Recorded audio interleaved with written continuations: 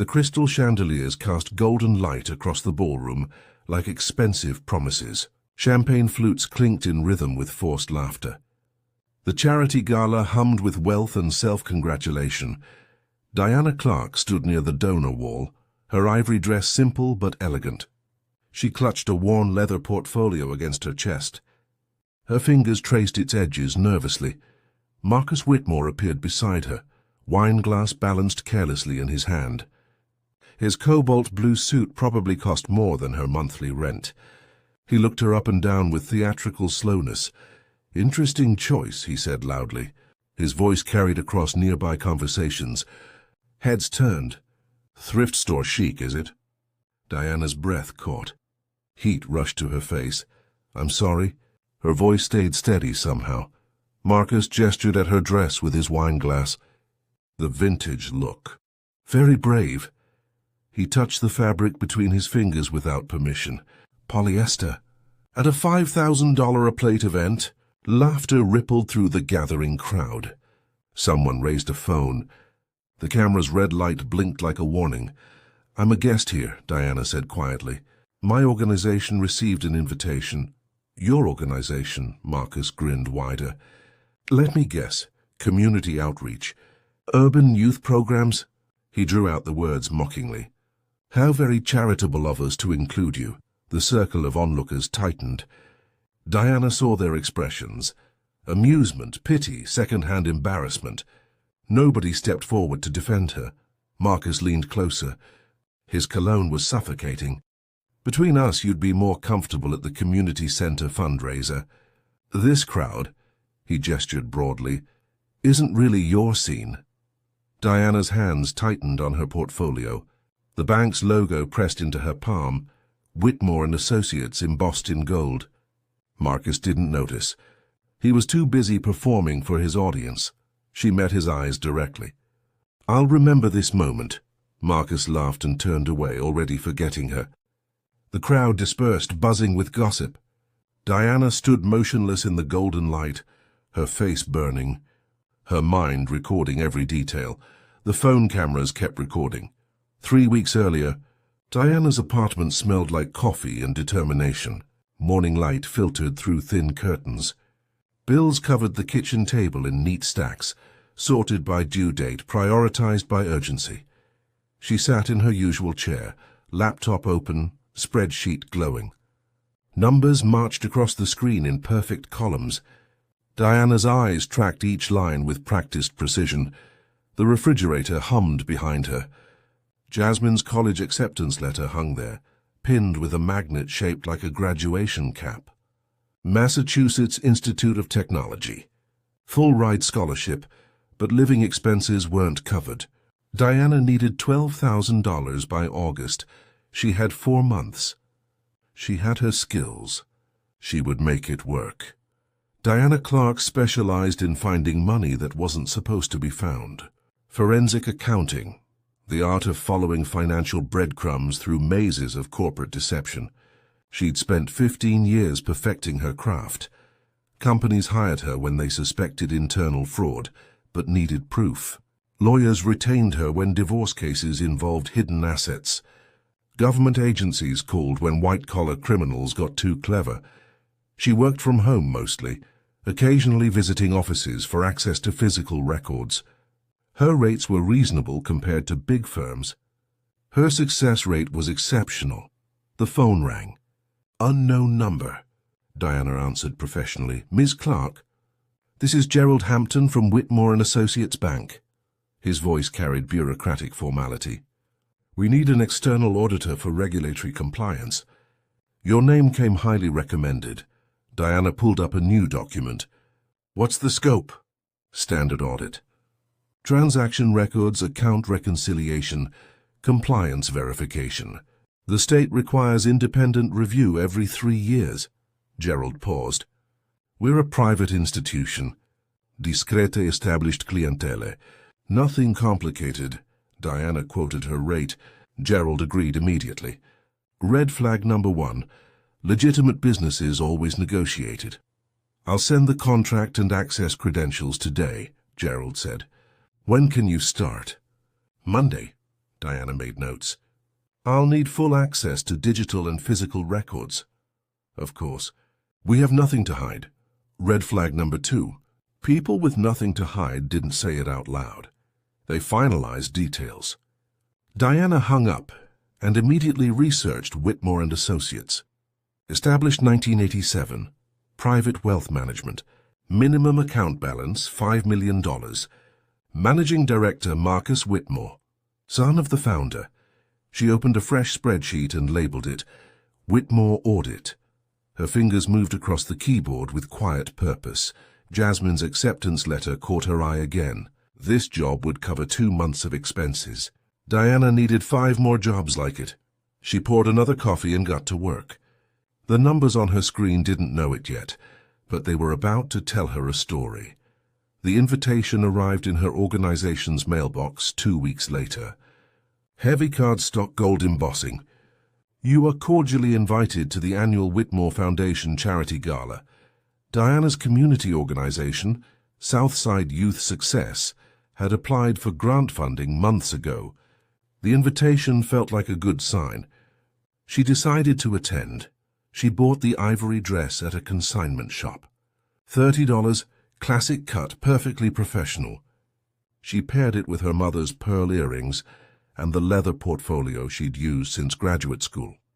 The ballroom intimidated her immediately. Vaulted ceilings, marble floors, wealth displayed with casual arrogance. Diana found the donor wall and studied it, memorizing names and contribution amounts. She didn't see Marcus approaching until he was already beside her. Up close, he looked exactly like his professional headshot. Sharp features, confident posture, the ease of someone who'd never questioned his place in the world. Admiring the generosity? He asked. His tone wasn't friendly. Diana turned. Hoping to connect with potential donors. My organization works with underprivileged youth. Marcus's expression shifted subtly. His eyes assessed her dress, her shoes, her portfolio. A smile formed, predatory and amused. Underprivileged youth, he repeated slowly. How appropriate. He raised his voice slightly. Everyone, we have a real community hero here. Nearby conversations paused. People drifted closer, curious. This is a private event, Marcus continued, still smiling. Invitation only. High net worth donors. He touched her dress sleeve. Though I see the dress code was interpreted creatively. Laughter started small, then spread. Diana's throat tightened. I have an invitation, she said firmly.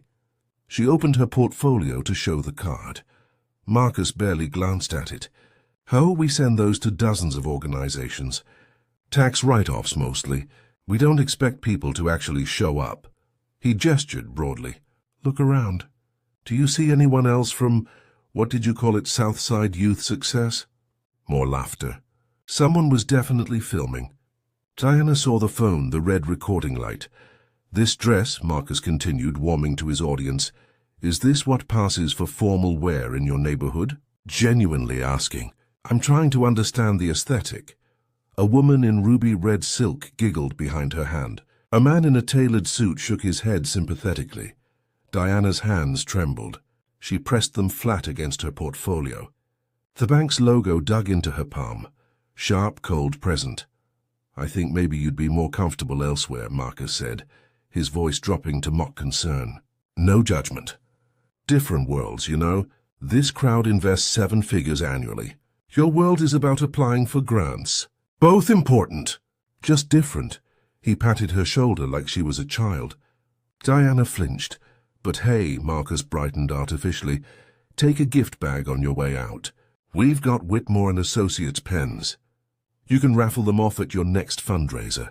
The crowd erupted. Diana stood frozen, her vision blurring at the edges. Marcus turned away, already accepting congratulations from his friends. The moment was over for him. Entertainment concluded. Diana walked toward the exit slowly, deliberately. She didn't run.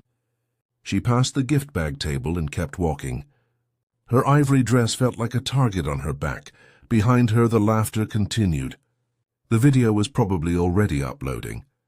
Diana sat in her car for 20 minutes before starting the engine. Her hands wouldn't stop shaking. She gripped the steering wheel until her knuckles went white.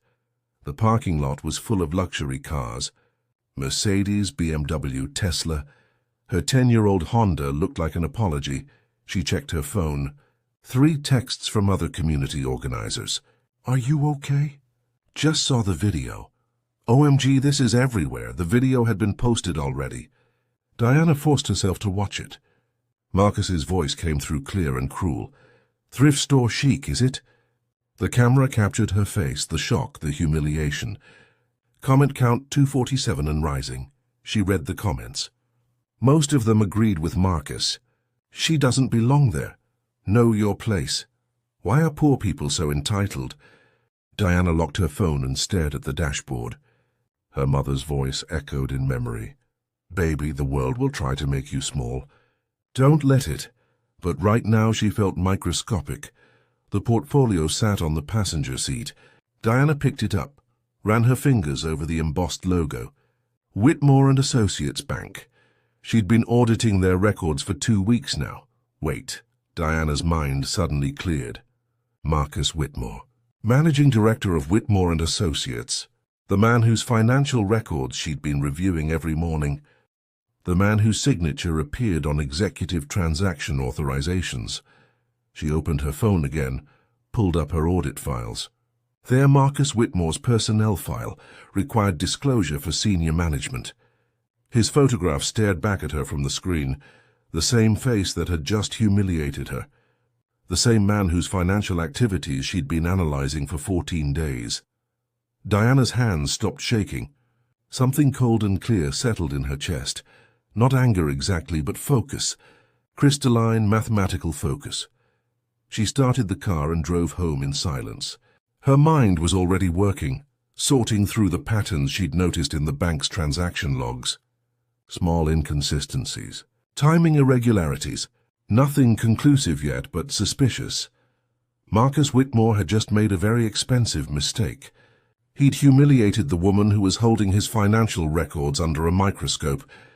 Diana pulled into her apartment complex. The video had 1,200 views now. She didn't watch it again. She had work to do. Diana learned to see through numbers at 23 years old. Professor Benjamin Okafor taught her forensic accounting at City College Night School. She'd arrived each evening exhausted from her day job, baby Jasmine sleeping in a carrier beside her desk.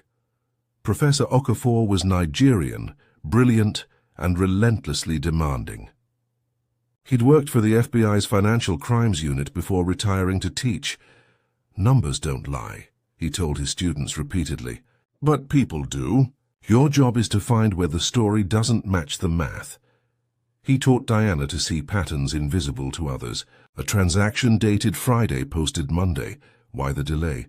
An account receiving round number deposits. Automation or manual transfers. Small details that revealed massive frauds.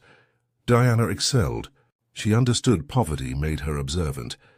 Growing up, she'd tracked every dollar her mother earned and spent.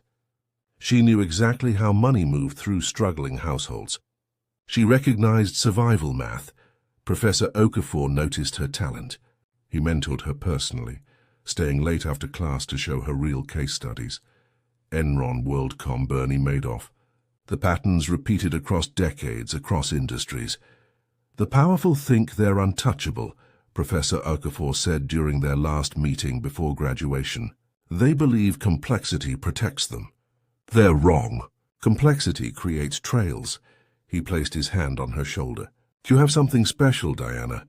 You see what others miss. Use it." He died 6 months after she graduated. Heart attack at his desk, grading papers.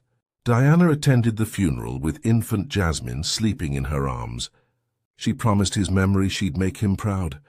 She'd spent 15 years keeping that promise. Dozens of cases, millions recovered, frauds exposed. She worked twice as hard for half the recognition. She raised Jasmine alone. She survived. Jasmine was brilliant. Straight A's, science competitions, early acceptance to MIT. Diana's entire life focused on giving her daughter opportunities she'd never had. Every case paid for textbooks, tutors, application fees. Every fraud Diana uncovered funded another piece of Jasmine's future. The Whitmore audit was supposed to be routine. $3,000 for 3 weeks of work. Enough for 1 month of Jasmine's living expenses. But now Marcus Whitmore's face was burned into Diana's memory. His laughter echoed in her thoughts. His cruelty felt personal. Diana sat at her kitchen table, laptop open, Professor Okafor's photo on the wall beside her degree. She opened the Whitmore audit files again. "Show me what you're hiding," she whispered to the numbers. The spreadsheet glowed in the dim apartment light. Diana began reviewing transactions from the beginning, this time looking specifically for Marcus Whitmore's signature on authorization forms. She found plenty. Diana spent 18 hours reviewing transaction logs without sleeping. Coffee went cold in forgotten mugs. Jasmine called twice, worried. Diana promised she was fine. She wasn't fine. She was obsessed. The pattern emerged slowly, like a photograph developing. Small transactions, never quite large enough to trigger automatic fraud alerts. Wire transfers from dormant accounts, elderly clients who rarely checked statements. The money moved through intermediary accounts before disappearing into shell companies. Diana tracked each step, building a flowchart across 3 legal pads. She cross-referenced names. The shell companies had generic titles: Diversified Holdings LLC, Strategic Investments Group, Premier Asset Management. All registered to P.O. boxes in Delaware. All opened within the same 2-month period 18 months ago. Diana requested documentation for account openings. The bank system provided scanned paperwork. Every shell company formation bore the same signature: Marcus Whitmore, Managing Director. Her heart hammered. She double-checked, triple-checked. Then she did something she wasn't supposed to do. She accessed Marcus's personal bank statement, required disclosure for managing directors, filed annually for compliance review. His compensation, his investments, his personal accounts. The law allowed auditors to review this information only for conflict of interest verification. Diana was looking for something else. She found it immediately. Deposits. Into Marcus's personal investment portfolio, matched almost, exactly in timing and amount, the withdrawals from those dormant elderly accounts. Small discrepancies existed, probably to avoid perfect correlation, but the pattern was undeniable. Diana created a timeline. 18 months. 43 separate transactions. Total amount siphoned, $2.3 million. She pulled account holder names for the dormant accounts. Eleanor Thompson, 83. James Washington, 76. Rosa Martinez, 81. 17 clients total, most with Black or Hispanic surnames. Marcus Whitmore was stealing retirement savings from vulnerable elderly clients. The amounts were small enough that most victims probably assumed bank errors or forgotten withdrawals. Diana leaned back in her chair. Dawn light crept through her window. Her eyes burned. Her hands trembled again, but this time not from shame, this time from certainty. She had enough evidence to destroy Marcus Whitmore. Not just his career, his freedom. This was federal fraud, elder exploitation, embezzlement, prison time. The question wasn't whether she could prove it. The question was how to deploy the proof for maximum impact. Marcus had humiliated her publicly. The video had 12,000 views now. Comments called her uppity, entitled, delusional, for thinking she belonged. Diana looked at Professor Okafor's photo. Prove them wrong with evidence, not emotion. She opened a new document, Final Audit Report, Whitmore & Associates. Her fingers found the keyboard. She began typing methodically, building an unbreakable case. Every transaction documented. Every shell company traced. Every stolen dollar accounted for. Marcus Whitmore thought he'd embarrassed a poor woman in a cheap dress. He'd actually targeted the one person capable of unraveling his entire criminal operation. Diana smiled coldly in the morning light. She saved her document. She backed it up 3 times. Then she made coffee and kept working. The quarterly board meeting happened in Whitmore & Associates' executive conference room. Mahogany table, leather chairs, floor-to-ceiling windows overlooking the financial district. Diana entered carrying her portfolio and a tablet. Marcus sat at the head of the table, surrounded by board members and attorneys. He glanced at Diana without recognition. In this context, fluorescent lighting, business attire, she was invisible to him again. "Miss Clark," Gerald Hampton gestured to a seat. "Thank you for joining us. Your preliminary findings?" Diana opened her tablet. "I've completed the initial audit phase. Transaction records appear consistent with reported activity. Account reconciliations match regulatory requirements." Marcus leaned back in his chair, visibly relaxing. A board member nodded approvingly. "No irregularities?" another board member asked. "None in the preliminary review," Diana said evenly. Her voice betrayed nothing. "However, I'll need another week for the comprehensive final report. Deep analysis of dormant accounts and investment vehicles." Marcus's expression didn't change, but his fingers tapped once against the table. "Dormant accounts? Those are standard legacy holdings, elderly clients who've passed or moved assets elsewhere." "Exactly." Diana met his eyes directly. "Which is why they require thorough documentation for regulatory compliance." Silence held for 3 seconds. Marcus smiled. "Of course. Whatever you need, Miss Clark. We appreciate your thoroughness." The board members relaxed completely. Gerald Hampton practically glowed with relief. "Excellent. When should we expect your final report?" "Next Tuesday," Diana said. "I'll submit it directly to the State Regulatory Board as required for independent audits." "Perfect." Marcus stood, signaling the meeting's end. "Ms. Clark, thank you for your professionalism. It's reassuring to work with competent auditors."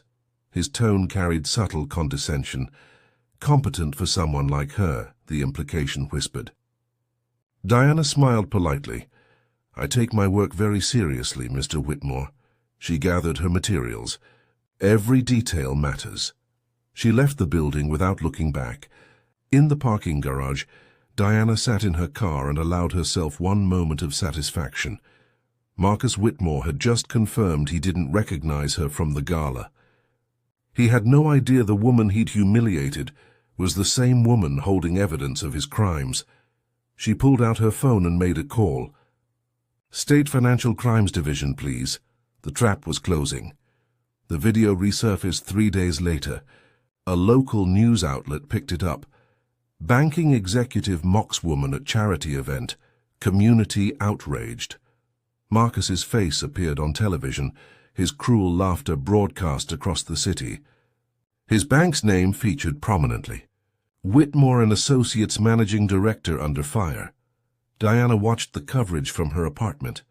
Public pressure mounted quickly. Social media amplified the story. Hashtags trended. "Whitmore shame. Know better, do better." By evening, Marcus's attorneys released a statement. "Mr. Whitmore deeply regrets his inappropriate comments and has donated $50,000 to Southside Youth Success as an apology." Diana's phone exploded with messages. Her organization's director called, thrilled. "Diana, they donated $50,000. This is incredible." It felt like ashes in her mouth. Blood money from stolen retirement funds. That night her laptop chimed. New email. Sender unknown. Diana opened it. No subject line. The message contained 2 sentences and 1 attachment. Drop the audit. Final warning. The attachment was a photograph. Jasmine leaving her dorm building, backpack over her shoulder, completely unaware someone was watching. Diana's blood turned to ice. Her hands went numb. She called Jasmine immediately. "Mom?" Jasmine's voice was cheerful, innocent. "What's up? Where are you right now?" Diana fought to keep her voice steady. "Study group at the library. Why? You sound weird. I need you to do something for me." Diana's mind raced. "Pack a bag. Take an Uber to Aunt Michelle's house. Don't go back to your dorm tonight." "What? Mom, what's happening?" "Please, baby." "I'll explain later. Just trust me." "Go to Michelle's now." Silence. Then, "Okay, I'm leaving now." Diana stayed on the phone until Jasmine was safely in the Uber. Then she sat in the dark, staring at her audit files. The evidence sat on her laptop. 75 pages of documentation. Irrefutable proof of Marcus Whitmore's fraud. 17 elderly victims. 2.3 million stolen, and now a death threat. A photograph of her daughter. Diana thought of Professor Okafor. Prove them wrong with evidence, not emotion. She thought of Eleanor Thompson, 83 years old, her retirement savings stolen. She thought of Rosa Martinez. James Washington, 17 victims who didn't even know they'd been robbed. She thought of Jasmine, safe for now, but not forever. Not unless Diana backed down. Marcus Whitmore thought fear would silence her. He thought threatening her daughter would make her disappear quietly. He was wrong. Diana opened her audit report. She began making final revisions, strengthening her evidence, adding documentation. She worked through the night, building an unbreakable case. If they were going to threaten her family, she would destroy them completely. No mercy, no hesitation. She saved the file, encrypted it, sent copies to 3 different email addresses. Then she called the state financial crimes investigator and scheduled an emergency meeting. The war had just begun. The next morning, Diana's organization called again. The director's voice was cold. "We're returning the donation." "What?" Diana stood in her empty apartment, phone pressed to her ear. The board voted. "We can't accept money associated with this controversy. It's too risky." A pause. "And, Diana, we think it's best if you step back from the organization temporarily." The words landed like fists. "I'm a victim here. We know. But the attention is hurting our fundraising. Other donors are uncomfortable. We need to distance ourselves until this settles." They hung up. Diana stood motionless, her phone dead in her hand. She checked social media. The narrative had shifted. New comments appeared. "She's milking this for attention. Probably planned the whole thing. Why was she really there?" Jasmine was safe with Aunt Michelle, but couldn't stay there indefinitely. Diana's savings account was approaching zero. The Whitmore audit payment wouldn't cover next month's rent. She sat at her kitchen table, the same seat where she'd built her case against Marcus. The apartment felt suffocating, silent, empty. Professor Okafor's photograph watched from the wall. His expression seemed disappointed. Diana looked away. Her phone stayed silent. No calls from other clients. No job offers. The viral video had made her radioactive professionally. Diana opened her laptop. The audit report glowed on the screen. 75 pages of damning evidence. She could delete it. Send Marcus a message, "I'm backing off." Get her life back. Protect Jasmine, survive. Her finger hovered over the delete key, then she saw it. Her mother's pearl earrings on the table, the ones she'd worn to the gala. The ones her mother gave her before dying, saying, "Don't let them make you small." Diana closed the laptop without deleting anything. She picked up the earrings, felt their weight in her palm. She wasn't backing down. Not for Marcus. Not for fear. Not for threats. She was finishing this. Diana started with the victims. She pulled 17 names from dormant account records. Addresses, phone numbers, emergency contacts. Eleanor Thompson lived in a nursing home in Brookside. Diana called first. An aide answered. "Ms. Thompson doesn't usually take calls." The aide sounded apologetic. "Her memory isn't good. I'm calling about her bank account at Whitmore and Associates. I believe there may have been unauthorized withdrawals." Silence. Then, "Hold on. Let me get her daughter." 10 minutes later, Diana was speaking with Catherine Thompson. "My mother's account was drained 2 years ago. The bank said it was a system error. They promised to investigate. They lied," Diana said bluntly. "It was theft." "I have proof," Catherine's voice sharpened. "Proof? What kind of proof?" Diana explained the audit. The shell companies, the pattern. Catherine listened in silence. "What do you need from us?" Catherine asked finally. "Testimony. At the state regulatory hearing next week." "Your mother's case is the clearest example." "We'll be there." Diana made 16 more calls. 3 victims had died. 4 were unreachable. But 10 families agreed to participate. 10 voices willing to testify. Then Diana received an unexpected call. "Ms. Clark, this is Keisha Williams. I used to work at Whitmore and Associates." Diana recognized the name from personnel files. "Junior accountant employed 18 months, terminated 6 months ago. I heard about the audit," Keisha continued. "I think I can help." They met at a coffee shop. Keisha was 26, sharp-eyed, nervous. She carried a folder. "Marcus fired me for asking questions," Keisha said. "I noticed discrepancies in elderly client accounts. When I reported it to him, he called me incompetent. 2 weeks later, I was terminated for performance issues." She opened her folder. Inside, printed emails, transaction records, internal memos. "I kept copies of everything," Keisha said. "I knew something was wrong. I just didn't know how to prove it." Diana reviewed the documents. Emails from Marcus ordering Keisha to process transfers without standard verification. Memos instructing staff not to contact dormant account holders. Instructions to delete certain transaction logs. "This is gold," Diana whispered. "This proves intent. Systematic cover-up." Keisha leaned forward. "There's more. Marcus has offshore accounts.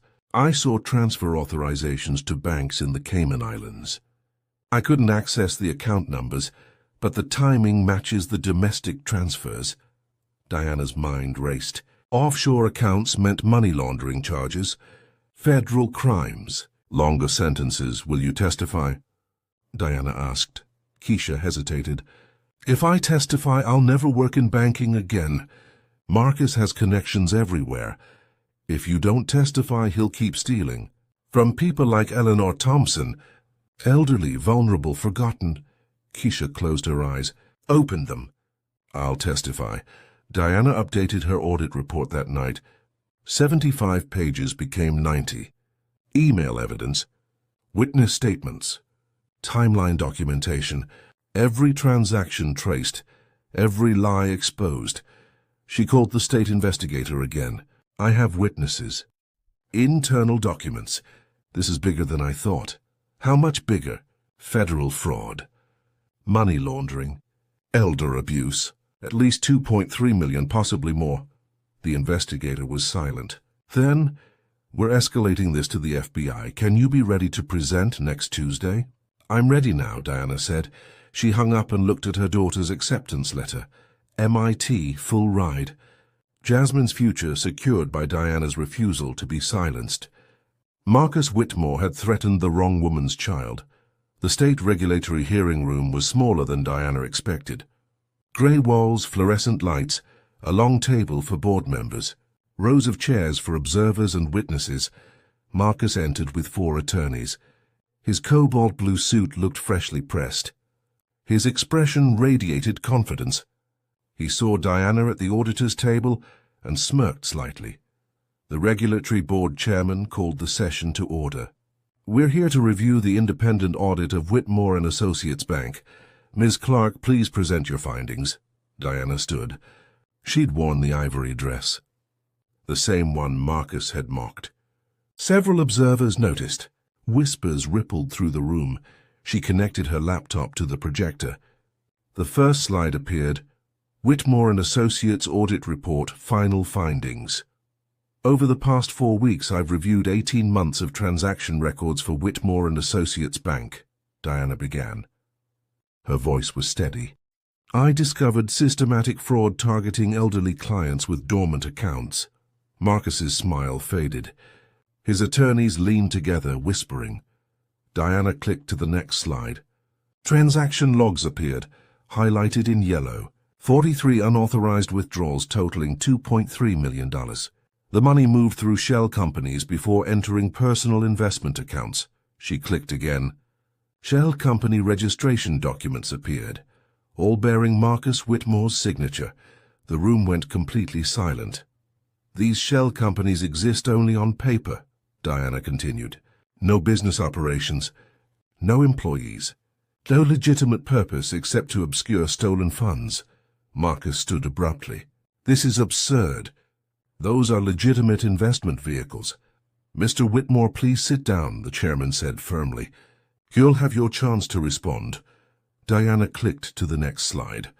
Marcus's personal bank statement appeared, enlarged for clarity. Deposits highlighted in red. These deposits into Mr. Whitmore's personal accounts match, in timing and amount, the withdrawals from elderly client accounts. Diana's voice stayed calm. The correlation is statistically impossible to occur by chance. One board member leaned forward, squinting at the screen. Those are his personal accounts? Yes, required disclosure for managing directors. Diana met Marcus's eyes. All of this information was obtained legally during a standard compliance audit. Marcus's face had gone white. His attorneys shuffled papers frantically. Diana clicked again. I'd like to call my first witness, Mrs. Catherine Thompson, representing her mother, Eleanor Thompson. Catherine walked to the witness table. She was 63, wearing her church clothes, carrying her mother's bank statements in a worn envelope. Ms. Thompson, please describe what happened to your mother's account. Catherine's voice shook with anger. My mother had $67,000 in retirement savings. 2 years ago, the money disappeared. When I called the bank, they said it was a system error. They promised to investigate. They never did. Diana displayed Eleanor's transaction records. The money moved to Strategic Investments LLC on March 15, 2023. Marcus Whitmore authorized the transfer. She pulled up Marcus's bank statement. 3 days later, $65,000 appeared in his personal account. Catherine's hands clenched into fists. That's my mother's life savings. She worked 40 years as a teacher. The board members exchanged glances. One made notes rapidly. Diana called 3 more witnesses. Rosa Martinez's son, James Washington's daughter. Each told the same story.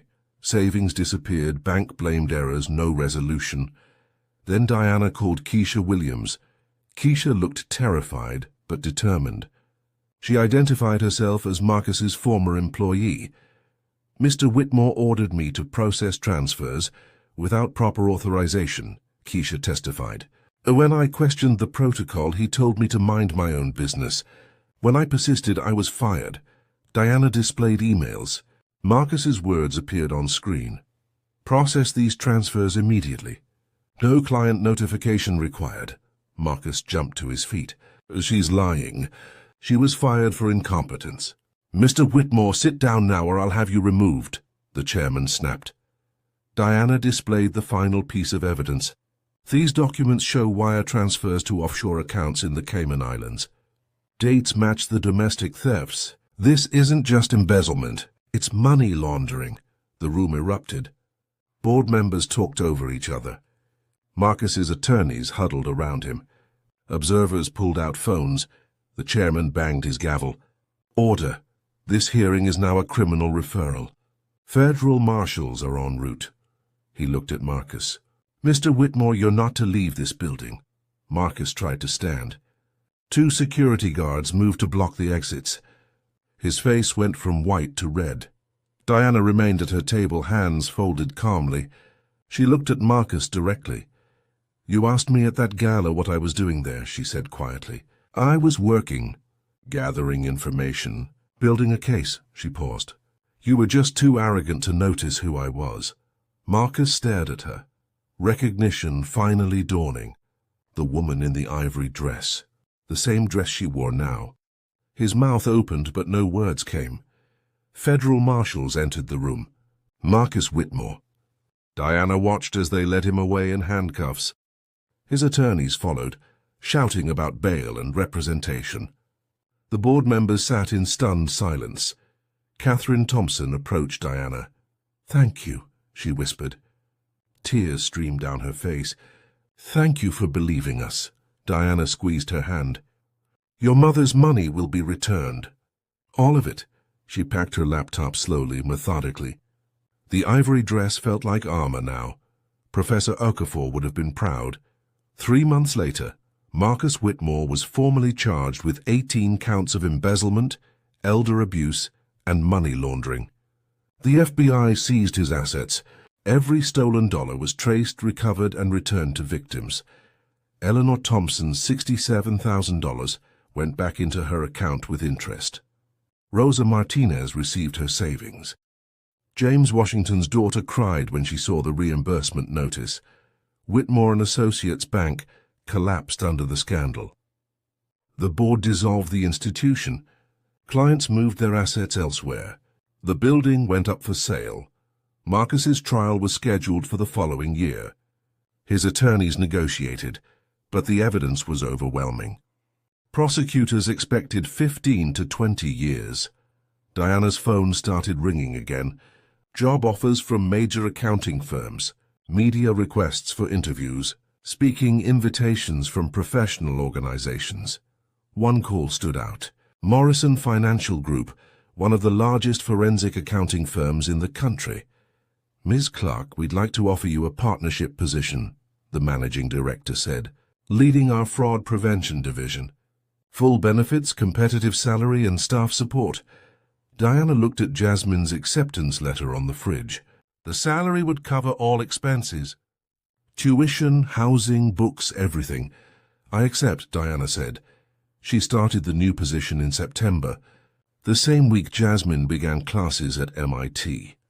Diana drove her daughter to campus, helped unpack, hugged her tightly. "Mum." "You're crying?" Jasmine said, laughing. "Happy tears." Diana wiped her eyes. "I'm so proud of you." "I'm proud of you too," Jasmine said seriously. "What you did took real courage." Diana thought of the gala, Marcus's cruelty, the viral video. She thought of the audit files, the witnesses, the evidence. She thought of Eleanor Thompson's tears when her money was returned. "Sometimes courage looks like just refusing to disappear," Diana said. She drove home to her new apartment, larger, brighter, in a safer neighborhood. Her mother's pearl earrings sat on her dresser. Professor Okafor's photograph hung on her wall. Diana opened her laptop and reviewed her first assignment for Morrison Financial. Another bank, another suspected fraud, another chance to prove truth existed in numbers. She smiled and started working. 6 months after Marcus's arrest, Diana was invited to speak at the National Association of Forensic Accountants Conference. The ballroom was packed with colleagues, students, professionals. She stood at the podium wearing the ivory dress. Cameras flashed. People leaned forward to listen. "I wore this dress the night a banking executive decided I didn't belong in his world," Diana began. "He mocked me publicly. He questioned my presence. He touched my clothes without permission and laughed at my expense." The audience was silent, attentive. What he didn't know, what he couldn't see, was that I was already investigating him. I was the forensic accountant reviewing his bank's records. I was the person capable of exposing his crimes. Diana paused, letting the words settle. "Cruelty reveals more about the person wielding it than the person receiving it," she continued. "Marcus Whitmore saw my dress and decided I was powerless. He saw my skin and assumed I was less than. He saw a woman from a struggling community and believed she had no weapons." She smiled slightly. "He forgot that the most dangerous person in any room is the one with nothing to lose and everything to prove. He forgot that intelligence doesn't wear designer labels. He forgot that dignity isn't measured by bank account balances." The audience began applauding. Diana raised her hand, continuing. 17 elderly people had their retirement savings stolen. Most of them never knew they were victims. Marcus Whitmore targeted the vulnerable because he thought they were invisible. He thought nobody cared enough to notice. Diana's voice strengthened. "But someone always notices. Someone always cares. Justice doesn't always arrive with fanfare. Sometimes it arrives quietly, in a manila folder full of bank statements. Sometimes it arrives in the hands of a woman in a thrift store dress." She looked out at the audience. Hundreds of faces, young and old, all colors, all backgrounds. "We're accountants. We work with numbers, but we're also truth-tellers. Every fraud we expose, every dollar we recover, every criminal we bring to justice, that's not just mathematics. That's moral courage. Diana thought of Professor Okafor, of her mother, of Jasmine thriving at MIT. Marcus Whitmore is in prison now. Eleanor Thompson has her savings back. 17 families received justice. And I'm standing here in the same ivory dress, speaking to you about power and persistence. She paused at the podium's edge, her final words measured and clear. Never let anyone convince you that you don't belong.